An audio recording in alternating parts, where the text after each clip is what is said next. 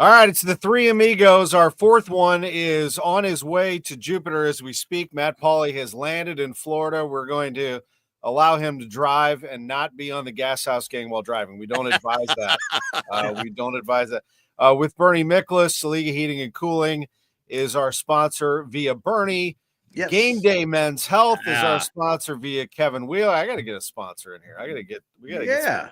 Get working. Come on, buddy. You're slacking. Come on. It looks like now, if you're listening to us on radio, you won't see this or on podcast. Looks like we have an Eagles theme in our background here today. Oh, it's green. Oh, yeah. We got the green and white, baby. Now, I was telling Bernie off the air that my wife Angie grew up in Philadelphia. So we were an Eagles household last night watching the Super Bowl and thrilled to see the victory by the Eagles. No offense to my Chiefs friends. I'm not anti-Chiefs or any of that stuff. Bernie, it would have been amazing to see a team win 3 straight Super Bowls. That has not happened, and it is not going to happen. Wait, that wouldn't mean the end of the sport if the same team wins 3 years in a row? Yeah, I thought that would mean that the sport is dead. And right. Yeah, I guess, and I think I demand an investigation that the NFL, the NFL fixed that game yesterday. You know, yeah. I question whether the Chiefs belonged on the same field. Yeah, the selection committee got it wrong again, man. Again, they got outclassed. Did Herb Street? Did he tweet that? Did he tweet that? I wonder how many people did though. Hey, can I ask you guys something real quick? It's Super Bowl related. Is John Hamm no longer to be considered a St. Louisan? Has he been excommunicated from the Church of St. Louis? Honestly, for being the one kind of leading the Chiefs out of the tunnel. Did you see that? So how does that work? Do they the NFL, Bernie? Do they go and say? I don't know. They're from Missouri. Who's a famous Missourian? And John Hamm, go ahead. So he's wearing Chiefs garb, and he's basically leading the Chiefs out of the runway yesterday. Now, I personally don't care, but I said to the people in our house, I said, well, I don't think John Hamm realizes what he just did there. Because if you, in some circles of St. Louis, if you express any even respect for the Chiefs, you were basically dead as a St. Louisan. So, I mean, that was a huge, huge decision by John Hamm. But the other thing I don't understand is there's like a lot of stars. Seriously, there's like a lot of actors and such from Kansas City. So what was Coach Lasso not available for that? Right. It's like, where was he at? Jason Sudeikis. Where was he at? I find this to be less about John Hamm and more about Chiefs fans. If I'm a Chiefs fan, I'm like, that guy's not from here. Right. So that was one of my little Super Bowl observations, just to stir it up. The Cardinals are in the World Series, and Jason Sudeikis throws out the first pitch or something. Yeah, it's from Missouri. Thank you. It's Missouri. Exactly. What's going on here? Exactly. There's no doubt about it. So, no, that was funny. And the other thing, too, I thought this game was over by halftime. So the Kendrick Lamar, the halftime show, which I know was not everybody's cup of tea, so to speak. But if you recall, it ended this big, I would do the same, for one of your bands, just sit there and thrash and do nothing. Well, you might pass out, but you wouldn't fall asleep. Now, like your bands, it's like, I heard people say yesterday, well, I don't understand what he's saying. And I'm like, well, I work with a guy, Kevin Wheeler, my dear friend, and he loves bands where all they do is growl and scream. So I don't want to hear any criticism of Kendrick Lamar. But anyway, at the end of the halftime show, there was like this big illuminated sign that says game over. Yeah, he had that right. He had that right. The game was over by then, right? Yeah, it was.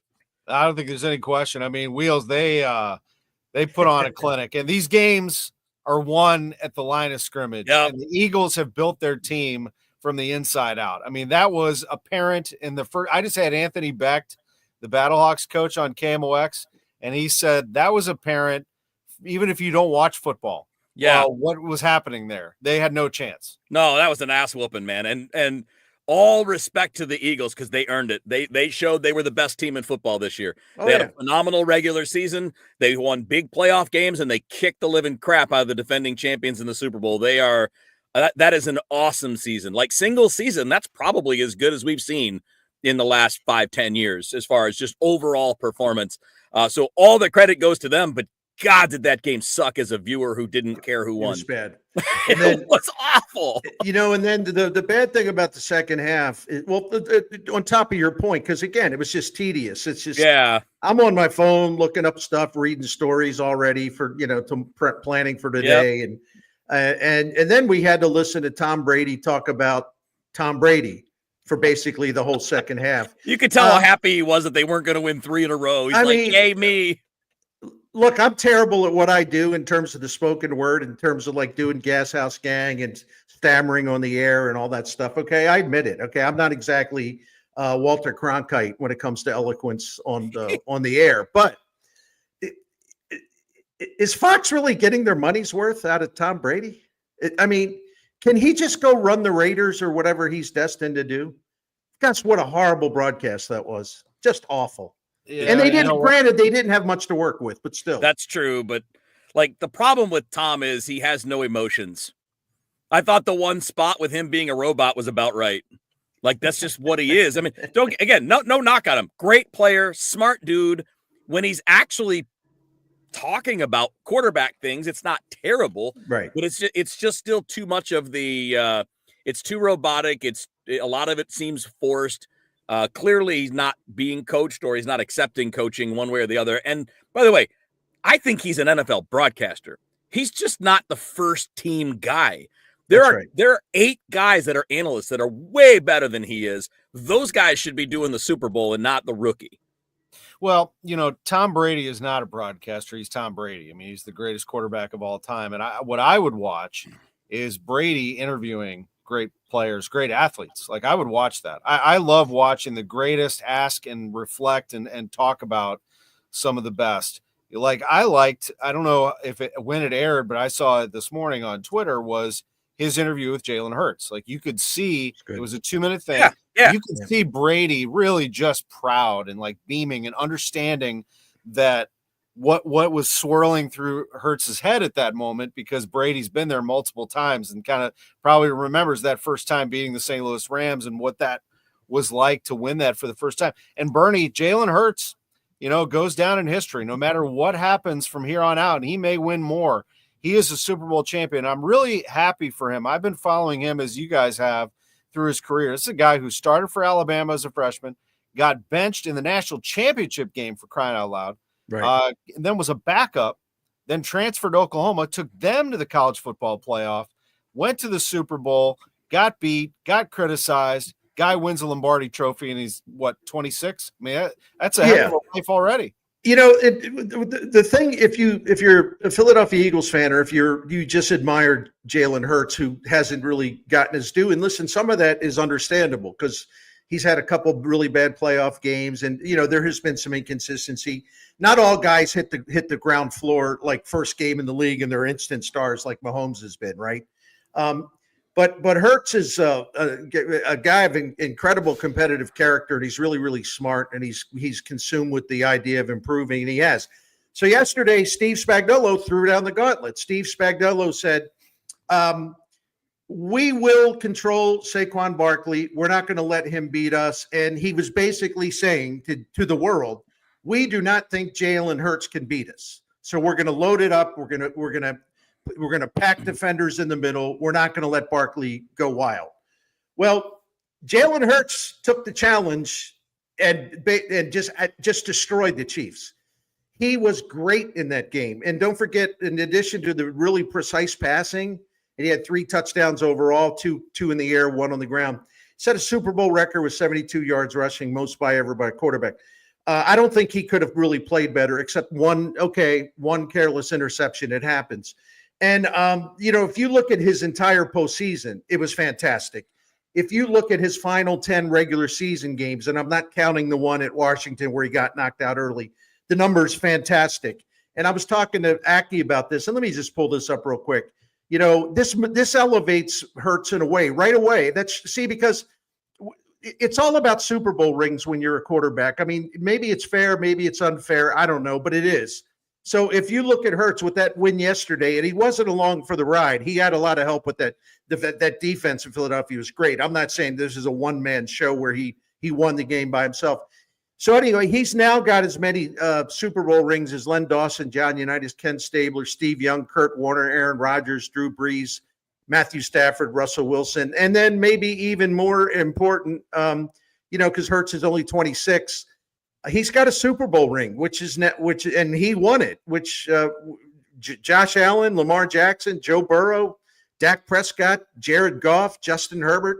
None of those guys have a Super Bowl ring. So this kind of elevates his status. I'm not saying he's a Hall of Famer, but it definitely moves him up in the hierarchy of quarterbacks. It does. And Wheels, before we throw it to our sponsor, Saliga Heating and Cooling, I wanted to ask you, where does this land the Chiefs? Because I assure you that, we can argue all day about Josh Allen, Lamar Jackson, who should be the MVP. They both would rather be Super Bowl MVP. Right. And I wonder when eventually they chase down the Chiefs and there's a change in the AFC. I mean, where do the Chiefs stand right now for you? I mean, this is the first time in a long time that they've looked like there's a chance for a slide, right? I mean, they can do a lot this offseason. They got to fix the offensive line. They've got to get Patrick Mahomes a real number one. Mm-hmm. Like, they've got to get him some real. They've been piecing it together because he's so good, and it's not fair anymore. I mean, like, Travis Kelce has declined, and he was fine this year, but not the playmaker he was 2 years ago. DeAndre Hopkins is not a stud. Xavier Worthy is at best a 3 right now. They got to get him a real weapon, like a legitimate go-to target, and that's whether Kelce retires or not. And if Kelce retires, then they got to get 2 of those guys, and they got to fix the offensive line. But their defense is good. They've got a great coach. They've got the quarterback, and they've got a great defensive coordinator. So I'm sure they're going to be good. The question is how good. Well, the two worst games in games that have mattered that Mahomes has played, like his performance, very similar games. I mean, at the end of the 2020 season, not that long ago, Tampa Bay buried him. They crushed him. And in that game, they put pressure on him, like basically on 60% of their dropbacks. He had nowhere to run, nowhere to hide. Yeah. He was flustered. He was frazzled. I totally get it. Horrible offensive line play. Tampa Bay overrun him. They just overran him, and it was just non-competitive. They lost that game 31-9. This game last night, to me, was very much a repeat of that Tampa Bay game. Yeah. Before garbage time, Philadelphia was able to pressure him in terms of his dropbacks nearly 55% of the time. They hit him 11 times, sacked him 6 times. Listen, when he had time to throw, he wasn't good. I'm not saying he's good. I'm not saying, oh, poor baby. But he was pretty much in a tornado. It's like trying to throw a football when you're in a tornado. All these guys swirling around you. Vic Fangio was able to rush 4, which meant that he could pretty much do whatever they wanted. Yeah, because he knew, he's not going to be able to throw the ball down the field anyway, so the heck with it. So in garbage time, they did nothing. I mean, until garbage time, they did nothing. They didn't even get on the board until 34 seconds left in the third quarter. This may be the most amazing Chiefs stat of this era. At halftime, they had 23 yards offense on 20 plays. So they just swallowed up Mahomes. And I think, people say, well, Tampa Bay and, Philadelphia showed the way to beat Mahomes. Well, if you can get in his grill, like 60% of the time he goes back to pass, and you smack him around and knock him down and sack him. And I think that formula pretty much destroys any quarterback, right? I mean, it beat the Rams. Right. Exactly. Yeah. Yeah, that's you're right, Bernie. It's like, duh. You know what you need to beat Mahomes? An elite defense. Oh, all right. Go build that. The only other thing I'll say about this, I started reading the obligatory because, we live in, hot take media. Everyone's got to get noticed. It's like, well, let's put an end to these Brady Mahomes comparisons. Well, first of all, I don't think anybody that had a well-functioning brain was ever like saying Mahomes already. He's shown he's the greatest ever. Because Tom Brady won his first Super Bowl at 23. He won his final Super Bowl at age 43. The key to Brady is that the longevity, the sustained success was incredible. See, that set the bar for Mahomes and every other quarterback. But if you want to have so anyway, that whole discussion is stupid and irrelevant because Mahomes hasn't played enough to be considered. Is he the greatest of all time? He's 29, man. Why is anybody even having that conversation? Well, that's what I'm saying. Yeah, I'm with you. However, there is a relevant discussion, and I also think it's funny because people are like, "Well, he's lost 2 Super Bowls, so how great could he really be?"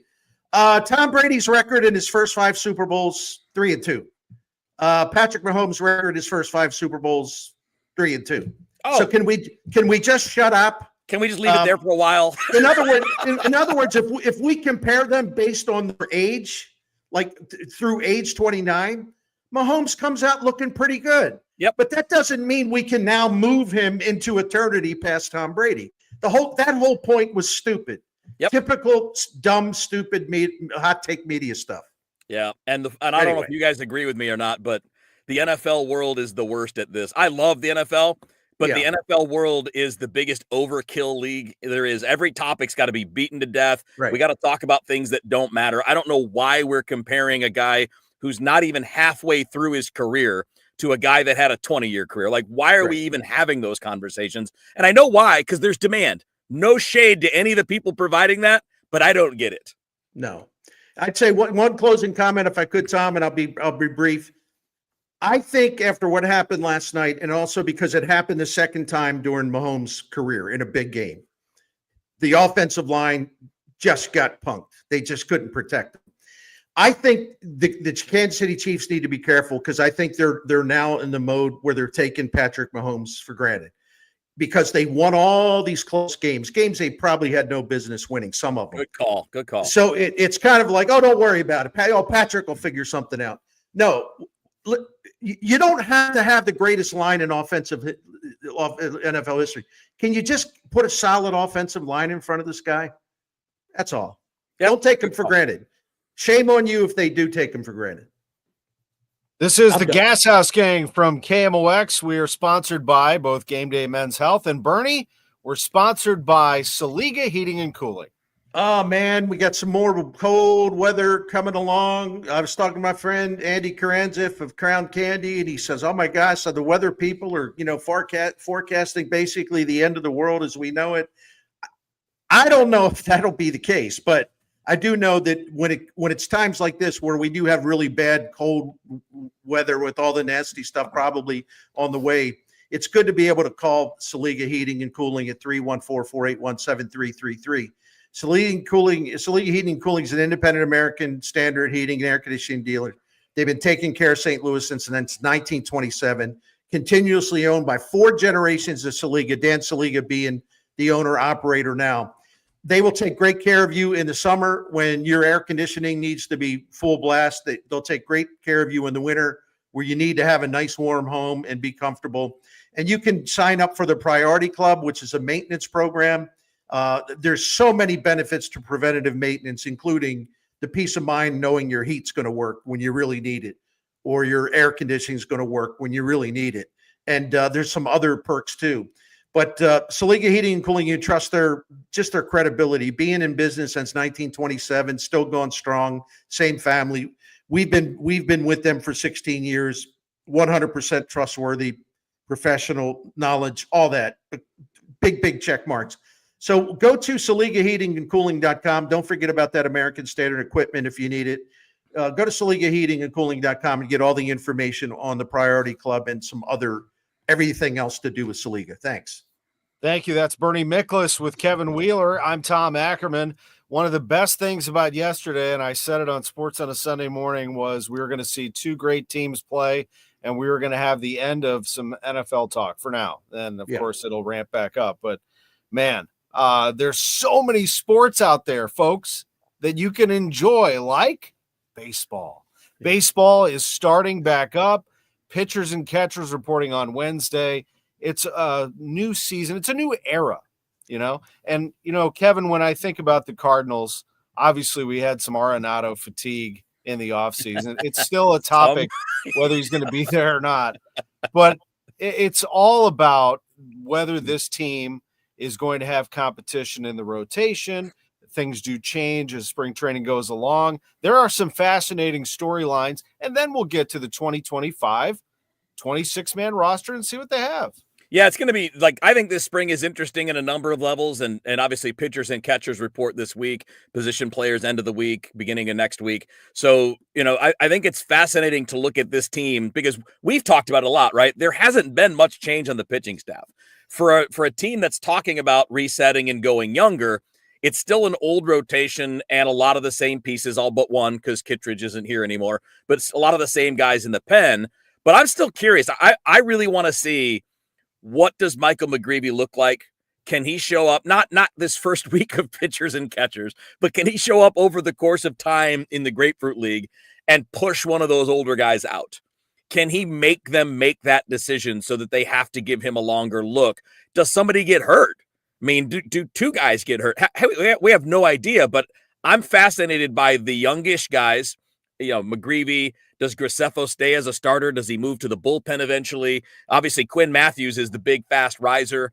What kind of impression does Tink Hence make?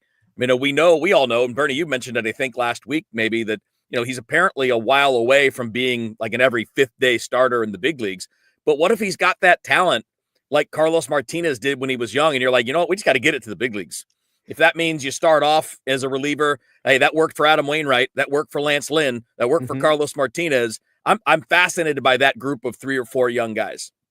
Yeah, Tom and Kevin, you make a good point about Tink Hence because he could pitch in the big leagues now. But I gotta be honest. I mean, I'm really concerned, and there's a reason to be concerned because the Cardinals have basically showed us their concern because they just don't pitch him much. No, he still has not hit 100 innings in a minor league season. So my concern, in fact, he's got classic reliever stuff, high leverage reliever stuff. Swing and miss, but he seems to be so fragile in their eyes that I wonder if they would dare put him in a relief role where you're up, you're down, you're up, you're down. You get sometimes got to pitch 2 days in a row. If they think he can break, that he'll break even just by pitching 100 innings in a season, does that sound like too big of a leap to put him in the major league bullpen? Because you can't baby those guys. I mean, they got to get up and go. When you need them, they got to be ready. I think McGreevy, which is interesting. I wouldn't be surprised at all if they put him in the bullpen to start the season, and if they do, then it'll be the same kind of yo-yo they've used with Libator and some other guys. It's like, oh, now we need a starter, but he's not stretched out because he's been in the bullpen. So, right. I think that and by the way, I think McGreevy could help them in the bullpen, but that's not really the point. If they put him in the bullpen and then they need a starter early on, unless Quinn Matthews is ready and they're prepared to put him in the major league rotation, then McGreevy's going to get caught in that Matthew Libator up and down bullpen starter thing. Yeah. Can I just make a prediction for you guys? If they put McGreevy in the bullpen instead of Steven Matz, you will be able to watch me lose my crap here on the Gashouse Gang, because that makes no sense. There is absolutely zero reason for Steven Matz to start over McGreevy if McGreevy performs. If he doesn't perform, then he goes back to Memphis. But if he performs and you put him in the pen over a guy that's in his 30s who's only here for one more year and he's been hurt and ineffective most of his time, I will lose my crap. I will be on here raising hell, losing my crap, because that would make no sense in a year where you're going through a reset. Right. Now, if he stinks or he's just mediocre or whatever, fine, totally cool, go with the veteran early. But if McGreevy's dealing and somebody's going to the pen between him and Matz, it better be Matz. You know what we need to do? Welcome to the Gashouse Gang with Kevin Wheeler, Bernie Miklasz. I'm Tom Ackerman. Kevin, we need to get you in that lounge of Game Day Men's Health. Calm down. Calm your nerves. If Steven Matz is part of the mix there. Dude, they're the best, man. I go there once a week. I'm going to be going in on Wednesday. If you want to find out more, go to GameDayMen'sHealth.com. They can help you out, whether you're having trouble with like low energy. In my case, it's not usually low energy, but I tell you what, I do drag at the end of days, and I've been feeling better for the last couple of weeks since I popped in there. I'm doing the testosterone replacement theory. They do a test. They run you through a whole bunch of stuff, and I found out that, I was low, so why not go ahead and fix it? And No reason to be weird about it. Just go in, talk about what they think you'll need. They'll tell you based on medical advice. They're all medical professionals. Very cool environment. It's like being in the man cave. You got a couch TV, fridge with snacks and drinks and all that kind of stuff. Highly recommend it. You can see the phone number on the screen, but just go to GameDayMen'sHealth.com. You can learn more about all the things they offer. You won't regret it, man. Just don't hold back because you're worried about anything. If you're feeling like you're dragging, if you want a little boost, if you're not sure what's going on, just go. Just go check out. They're the best. It's the Gashouse Gang, sponsored by Game Day Men's Health, Saliga Heating and Cooling, with Kevin Wheeler, Bernie Miklasz. I'm Tom Ackerman. Bernie, one of the great things about spring training also is the guys that come out of nowhere, and thinking back a little bit, going back in time, Tommy Edman, Stephen Piscotty, Matt Adams, Matt Carpenter, and going way back, Albert Pujols, although Pujols was kind of making his name, but he emerged in spring training. These are all, and I'm probably missing a few, guys who really showed off in spring training and earned a spot. And I wonder who that person will be, or people will be. Will there be someone coming out of the slip through the cracks who forces their hand and tries to make this roster? I don't know. That's a tough one. It's a tough one to answer because I don't know. I think it's too early to obviously to say a JJ Weatherholt would have a chance to make the club. I think it would be a little too early for Chase Davis, although their first round pick in 2023 really in the second half of last season started to show why they drafted him first, but it's probably too early. So are we sort of relegated to the idea that a Matt Koperniak can make the team? He's on the 40-man roster. He had a really good season last year, but I also don't want to go bananas and pretend that, given his age and some other things that, he's like a future star who's about to break out. I mean, but I could see a scenario where they keep him. He earns his way into a roster spot. Yeah. And he's a good contributor. Even the kid, well, he's 28 years old, the guy, Hellman, that they got from Minnesota. At least in theory, he projects as a guy who could help them because he can play so many different positions. But he was a 28-year-old AAA guy who put up big numbers for the first time. Tom, I don't know that this answers your question because I don't know that he is in the category because he's already been with the Cardinals. But I'm fixated on Victor Scott for the reason that we hear Ollie Marmol, and Ollie Marmol can say whatever he wants. I would like to believe that the Cardinals will be a team that's going to be aggressive and they're going to run and they're going to steal bases and they're going to stir it up.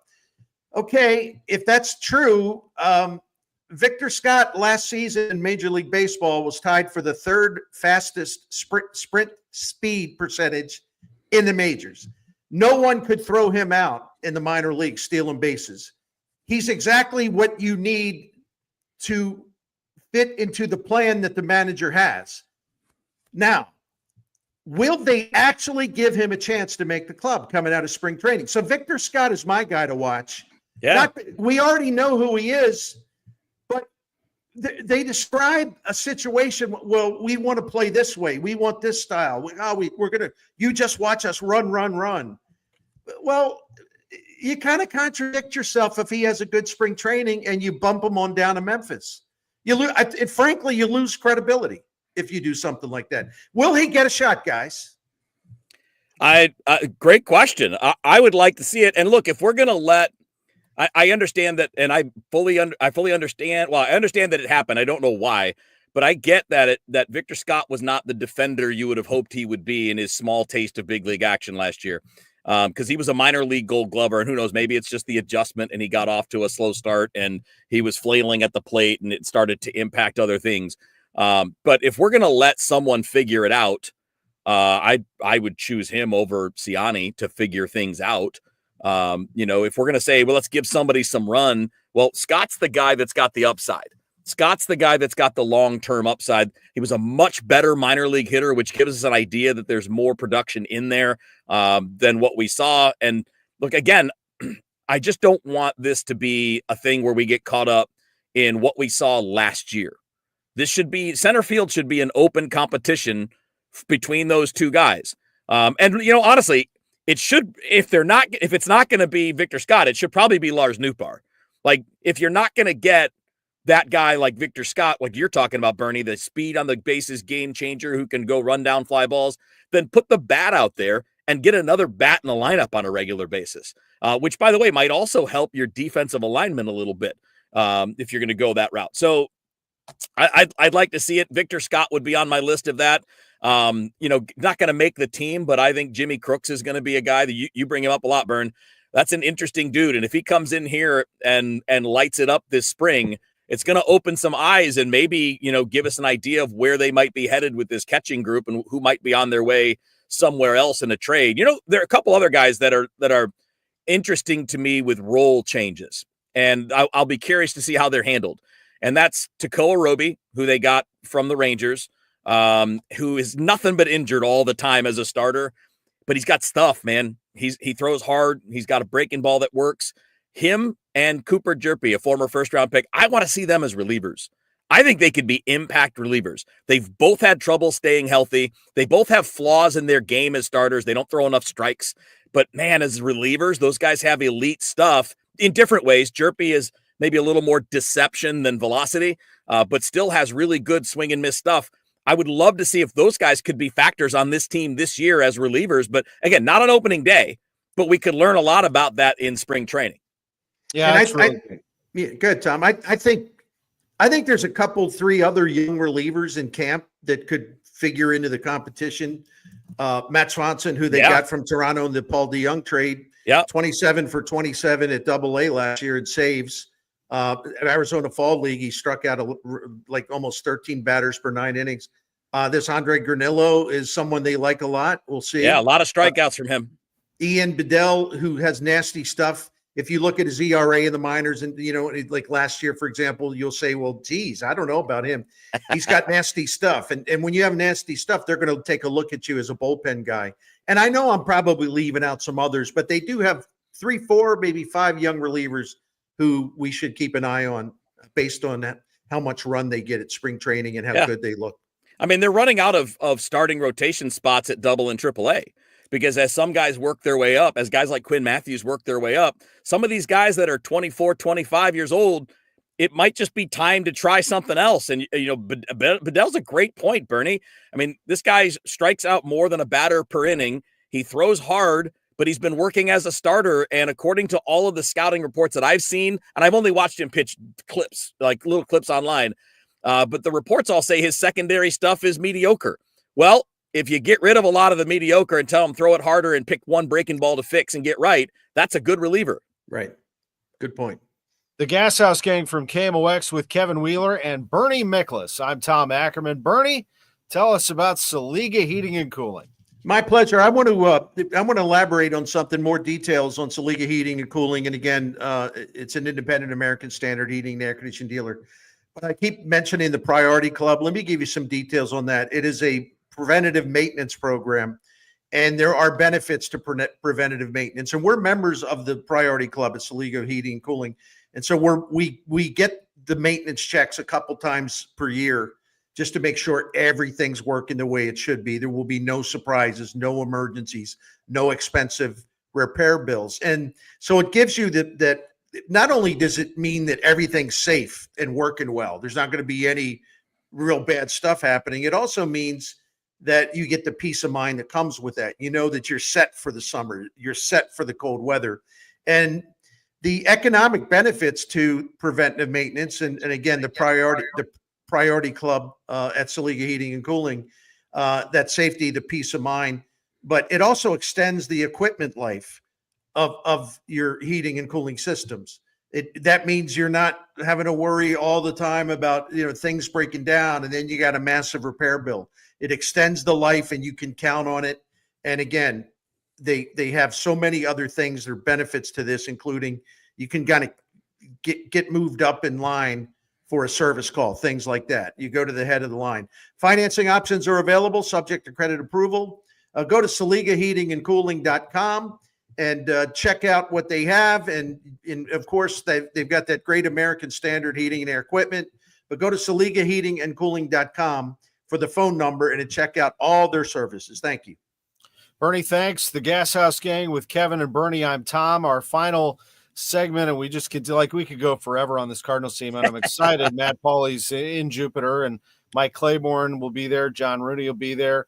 Ricky Horton there. I'll be heading down there the last 2 weeks of spring training, so looking forward to doing some games and being part of the reporting down there. And I'll be fixated on JJ Weatherholt. I'll admit. I mean, I to me, that's the future, along with Mason Wynn and a couple others. But Weatherholt's the guy I'll be watching. I kind of hope that he pushes them to the very end and makes it tough on him. I don't think he's playing in the big leagues just yet, but I think he could be fun because he's so good. And I'll be looking to see how he adjusts to big league pitching. Kevin, I really, look at these developing bats, though, and wonder how they're going to fit them all in. So JC is an obvious one. He's got a real bat, and I just look forward to seeing how they do it.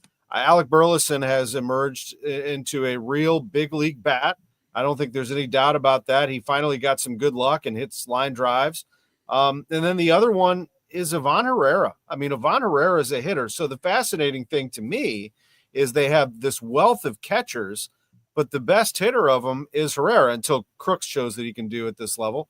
I don't know. I mean, Herrera not playing enough behind the plate, then he doesn't get enough at bats. It's an interesting situation they put themselves in. They've got to figure it out, and they've got to be aggressive with it. Look, I think Herrera is potentially special. I think Alec Burleson's good. I don't think he's potentially special, and I'm not trying to be a jerk. Herrera has things that Burleson doesn't have. He's got much greater bat speed. He's got more power potential. He's got a little bit better strike zone judgment. And I thought some things that Alex said at the end of last year were good signs, like recognizing he probably needs to swing less, like he needs to lay off some things that he can put his bat on, but maybe shouldn't, because those are easier outs and soft contact. But I think Herrera is a bat you have to find out about. And if you're not going to be willing to commit to him as your 2/3 starting catcher, and even if you do, you got to find DH time for him. And by the way, you can still do that and play Burleson if you'll play Lars Nootbaar in center field, and you can play Burley in the outfield. I mean, there are ways. This is why I was saying earlier, there are ways to construct this where you can do all of these things. One of them has to be Nolan Arenado being traded, and the other one has to be a willingness to play Nootbaar in center field. And if you do those things, I think we can see the showcase for Sajasi. We can see the showcase for Herrera. Because if Herrera's bat is real, that's just a different thing. A catcher with a real bat is incredibly valuable, even if you only want him to catch part of the time. Even if you only want him to catch 40% of the time and DH some other times.